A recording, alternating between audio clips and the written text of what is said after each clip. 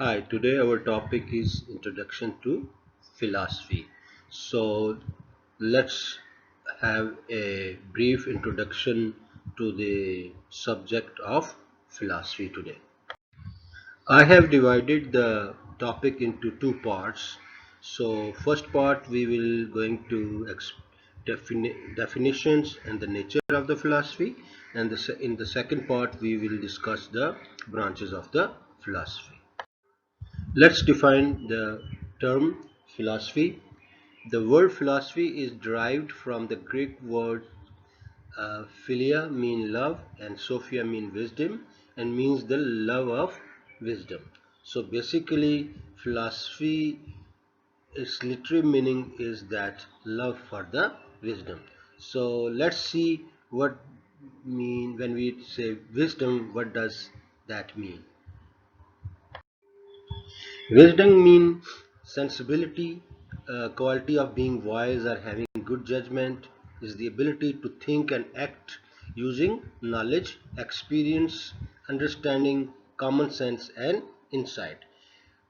Wisdom is associated with attributes such as unbiased judgment, compassion, experiential self knowledge, and self transcendence. Mean you are going beyond you are not selfish or thinking about your own, so going beyond your own identity and understanding that you are a small part of some bigger thing.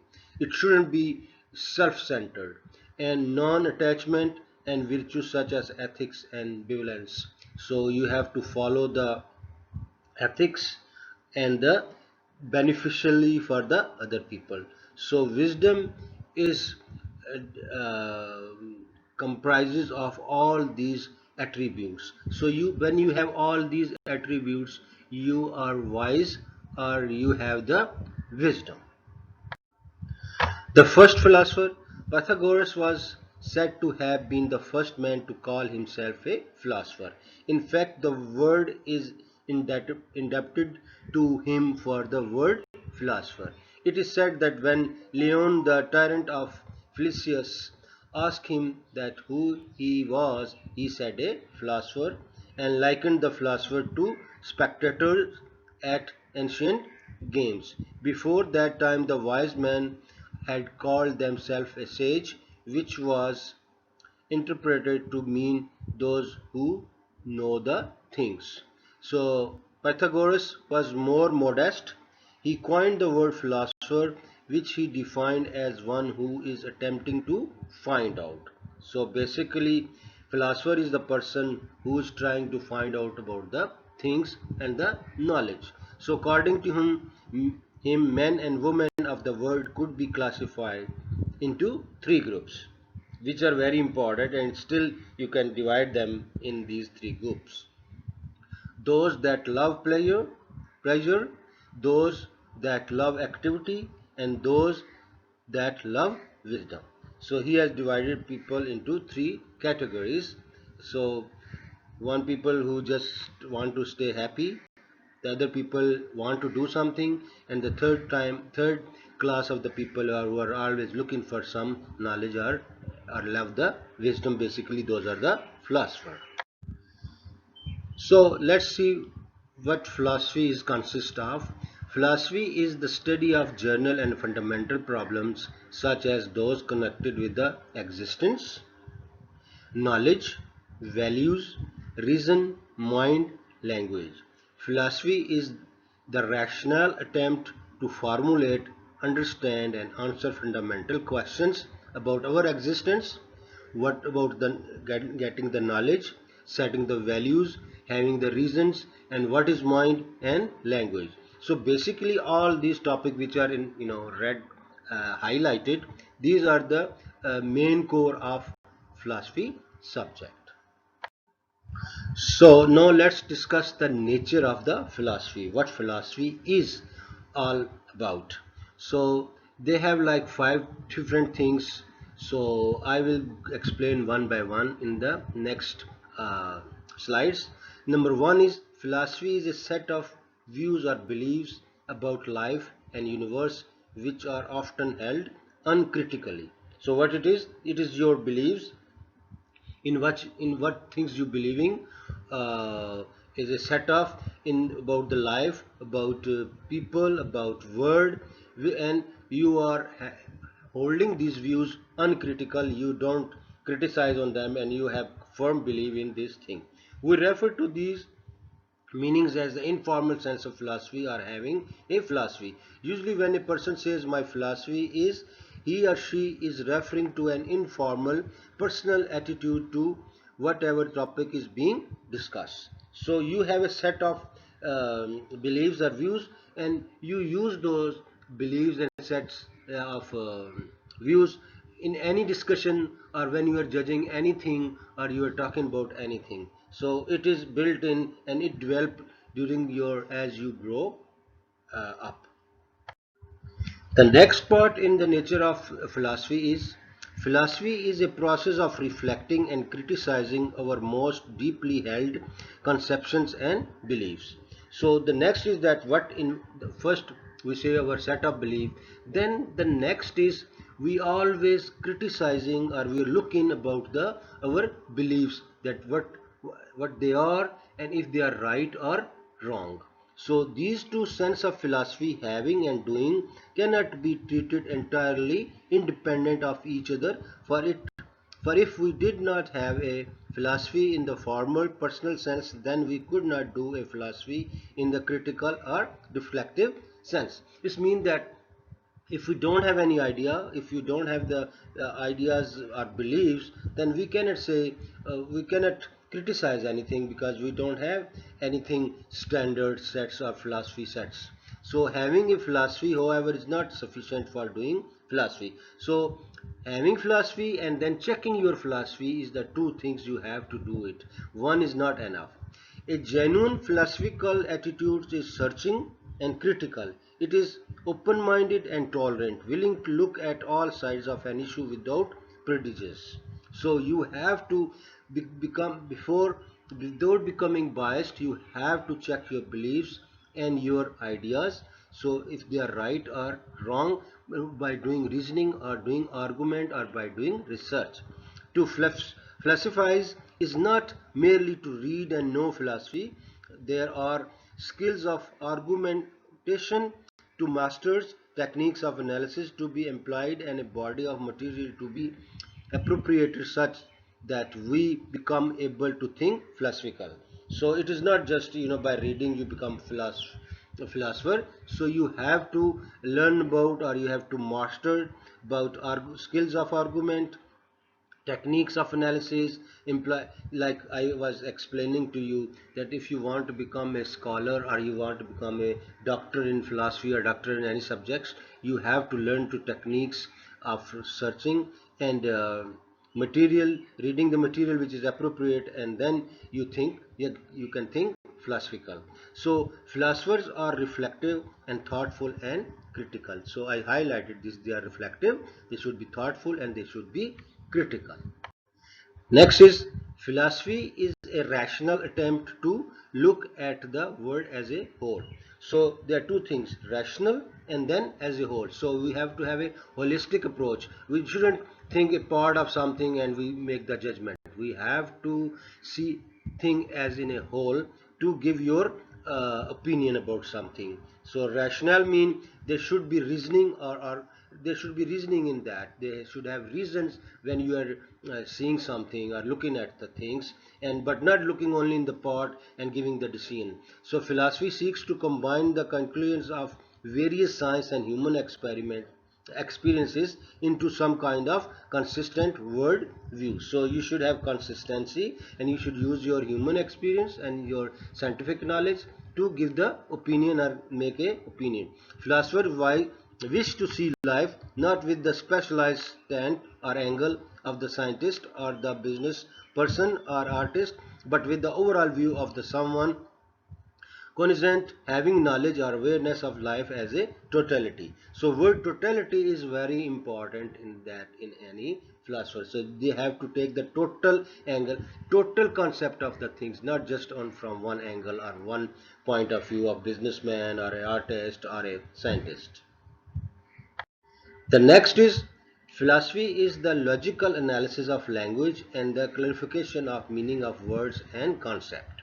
Like I was explaining to you that philosophy also clarify the meaning of the words and the concept. So everything we are doing, clearing things, clearing a concept, like I'm doing, when I'm clearing something to you, I'm basically doing a philosophical thing. So certainly this is one function of the philosophy. In fact, nearly all philosophers have used method of analysis and have sought to clarify the meanings of terms and the use of language. Some philosophers see this as the main task of philosophy, and if you claim this is the only legitimate function of a philosophy. Some people think that philosophers' only job is to clarify things, clarify issues, clarify words, language, what is the meaning of this word, what is the actual meaning of this thing. So you have, this is the part, this is the job of their job of the philosophers. The next segment in the nature of philosophy is the philosophy is a group of perennials. Perennial mean everlasting problems that interest people and for which philosophers always have a short answer.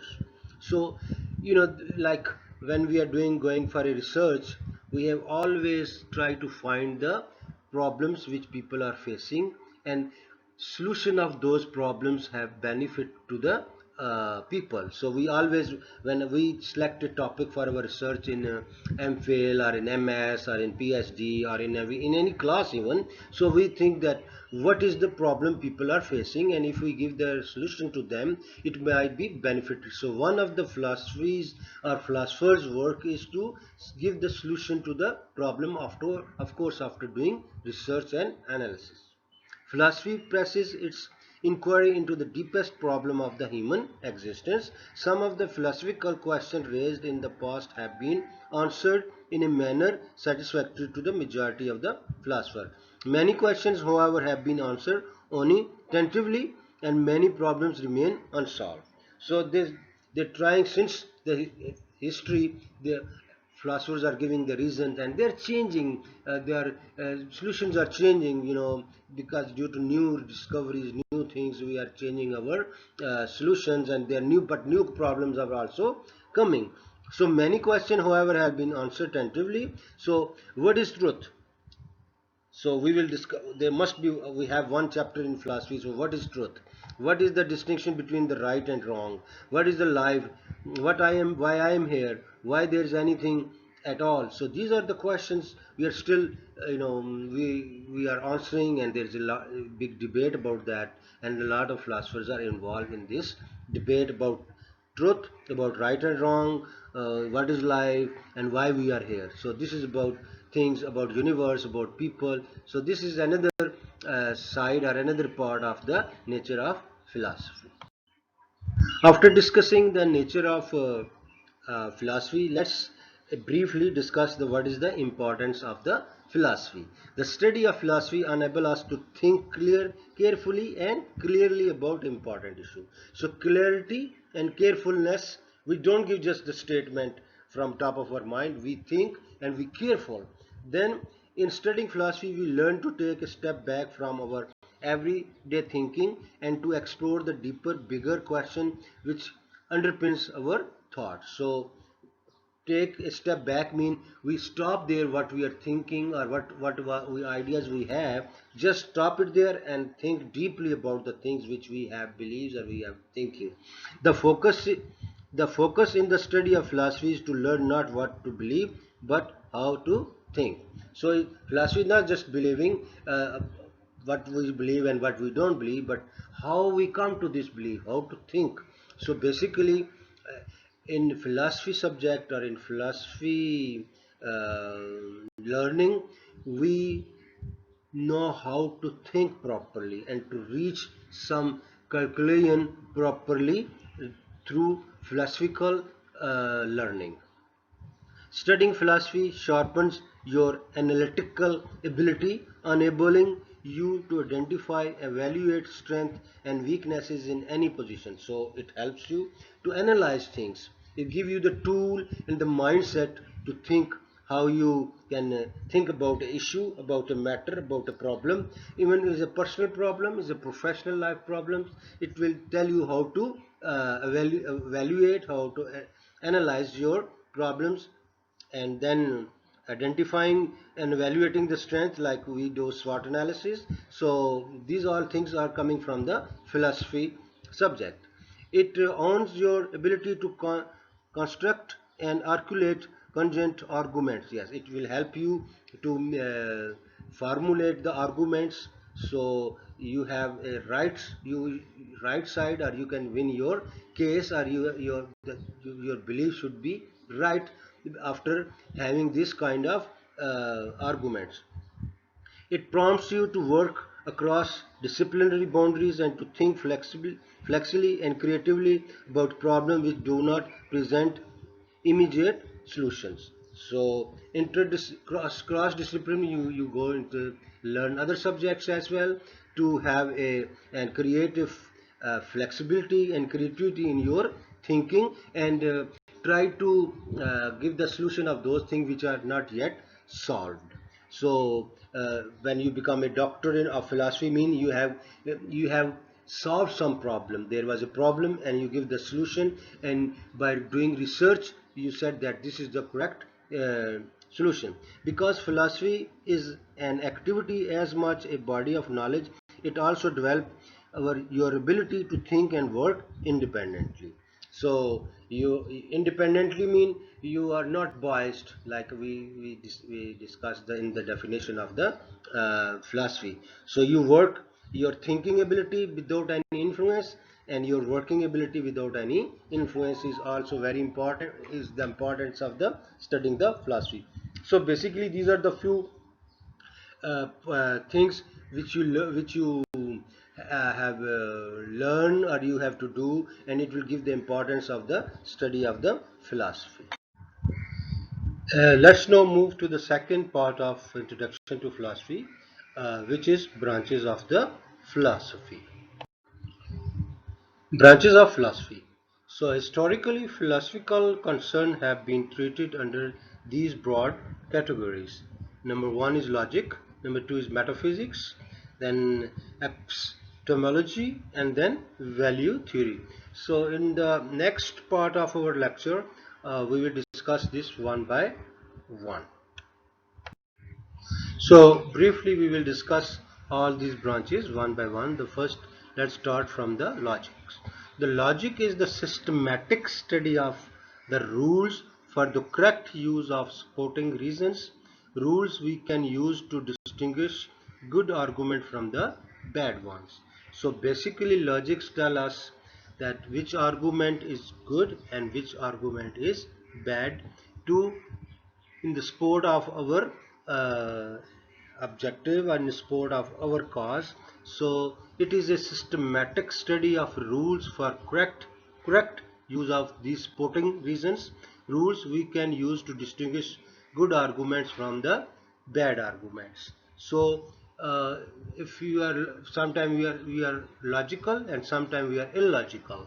So when we are giving good reasons or good arguments, we are logical. If we are giving bad reasons or not reasons which are supporting our cause, so that's called bad reasons. So most of the great philosophers from Aristotle to the present have been convinced that the logic primates mean spread all over the branches of the philosophy. So logic has taken over uh, all the discipline, all the branches of the philosophy. The ability to test argument for logical consistency, understand the logical consequences of certain assumptions, and distinguish the kind of evidence a philosopher is using are essential for doing the philosophy. So they should be consistent. Understand the logical consequences mean what will be happen when we do this, what will happen next, and then evidence, uh, what we are proving, the things should be essential for doing any kind of philosophy. The next branch is metaphysics, and metaphysics is very complicated and important branch of philosophy. Another traditional branch of philosophy, traditionally known as metaphysics. Physics. For Aristotle, the term metaphysics means first philosophy. This discussion of the most universal principle, later the terms come to mean. So comprehensive thinking about the nature of the things is called metaphysics. So physics is the nature and meta is going beyond nature. So we have studied physics, which is in which we study the characteristics of a matter, but in metaphysics we go beyond that. So and it is kind of very complicated branch of philosophy. Metaphysics as a study or theory of reality. What is the real? What is the reality? It means usually the study or the theory of reality. The question of metaphysics is what is reality? Is real? Is reality some kind of thing? Is it one or it is many? And if it is one, then how it is related to many things around us? Can ultimate reality be grasped by five senses, or it is supernatural or transactional? So sometimes it's called uh, beyond our five senses. So as you know, in the previous, in the psychology we have studied the five senses. So sometimes metaphysics is the study of beyond our five senses. So metaphysics undoubtedly is the branch of philosophy that the modern students finds most difficult to grasp. So sometime in our society or in our world we say it's called Sufism or spiritualism, so which is beyond the physics and the things which looks like, or metaphysics is beyond those. Is there something beyond this what things are looking, or with what we have this? So it's called metaphysics. Since metaphysics is kind of a complex uh, branch of philosophy, so I added more slides here. It is concerned with, so metaphysics attempt to offer a comprehensive view of all that exists. So basically metaphysics is dealing with the our existence or the things which are exist around us. It is concerned with such problem as the relationship of mind to matter, the nature of change, the meaning of freedom, the existence of God, and belief in personal immorality. So these are all the things which we discuss under the branch of metaphysics of the philosophy. The next branch of philosophy is epistemology. It is the technical term for the theory of knowledge, which comes from Greek word episteme, meaning knowledge. In general, epistemology is the branch of philosophy that studies the source, nature, and validity of the knowledge. So, in this branch of philosophy, we study the source of the knowledge, what is nature, and is it valid or is not valid. There are three central questions in this field. What are the source of knowledge? Where does genuine knowledge come from, or how do we know? This is the question of origins. So first of all we want to study the origin of the knowledge, then nature of the knowledge. Is there a real world outside the mind, and if so, can we know it? This is the question of appearance versus reality. So what we can see and what actually it is. And the number third is our knowledge is valid or is not valid. So how do we distinguish truth from error? This is the question of the test of truth of verification. So in this we verify the truth through our research or through our knowledge. And traditionally epistemology, most of these have offered answer to these questions can be placed in one of the two schools of thought, rationalism versus empiricism. So the rationalists hold that human reasons alone can discover the basic principle of universe, whereas empiricists claim that all knowledge is ultimately derived from sense experience, and thus that our knowledge is limited to what can we experience. So it is uh, the The rationalists say the knowledge is based on the principles, and whereas the empiricists think that it is the knowledge what we experience. It should be clear that there is a necessary relationship between metaphysics and epistemology. Our conception of reality depends on our understanding of what we can be known. Conversely, our theory of knowledge depends on our understanding of ourselves in relation to the whole of the reality. The next branch of the philosophy is value theory. The value theory is the branch of philosophy that studies value, which can be subdivided into ethics, aesthetics, social and political philosophy. So we can divide value theory in ethics, aesthetic and social and political philosophy. In broad terms, ethics concerns itself with the question of morality, what is right and what is wrong in human relations. Within morality and ethics, there are three major areas. Number one is descriptive ethics, number two is normative ethics, and number three is the meta ethics. Descriptive ethics seeks to identify moral experience in a descriptive way. We seek to identify within the range of human conduct the motives, desires, and intentions, as well as overt action themselves. So let's explain a little bit more. Descriptive ethics consider of conduct of individual or personal morality, the conduct of groups or the social morality, and cultural pattern of the national or racial groups. So basically, it is the ethics which a culture or which a society is adopted. The second level of inquiry is normative ethics, what ought to be. So what should we do? The descriptive, what we are doing, and normative is what we should do. Here philosophers try to work out acceptable judgment regarding what ought to be in choice and value. We ought to keep our promises, and we ought to be honorable, or the example of normative judgment of the moral ought. The subject matter of ethics, this is the subject matter of, so basically what is the difference, what should be and what we are doing. Third, there is area of critical or meta ethics. Here interest is centered on analysis and meaning of the terms and language used in ethical discourse and the kind of reasoning used to justify ethical statement.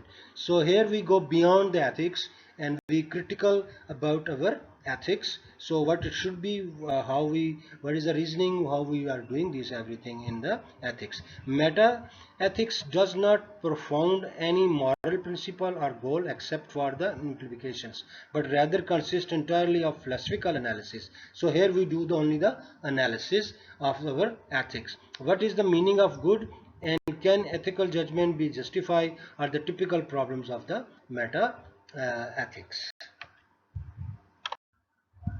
Aesthetics concerns with the theory of art and beauty. So aesthetic is the related with the what kind of art and what about the beauty. Question of art and beauties are considered to be the part of realms of value, because many philosophical problems in aesthetic involve critical judgment. There are wide difference of opinion as to what objects call forth the aesthetic response and what beauty really is. Our concept of beauty may differ not because of the nature of the beauty itself, but because of the varying degrees of preparation in discerning the beauty. Therefore, if we cannot perceive beauty in objects that other find beautiful, it may be wise to withhold judgment until we are capable ourselves for making competent analysis of this aesthetic experience. So before judging someone's beauty or art, we have to experience and analyze all these aesthetics and arts. So then we can give the a judgment. Last part of value theory is social and political philosophy. Social and political philosophy investigate value judgment concerning society, the state, and the individual relation to these institutions. The following question reflect the concern of social and political philosophy. Why should individual live in society? What social ideals of liberty, right, justice, equality, and responsibilities are desirable? What should anyone obey any? Why should anyone obey any government? Why should some individuals or group have political power over others? What what criteria are to be used in determine who should have political power? What criteria are to be used in determine the scope of political power, and what rights or freedom should be immune from political or legal control? To what positive goal should political power be directed, and what are the criteria of determining these? So basically all these questions which make our social and political system is based on the uh, philosophy. So we study and we in value theory we determine that what value in our society are in a political system. So basically this was the presentation about uh, introduction to philosophy, and if you have any question please let me know. Thank you.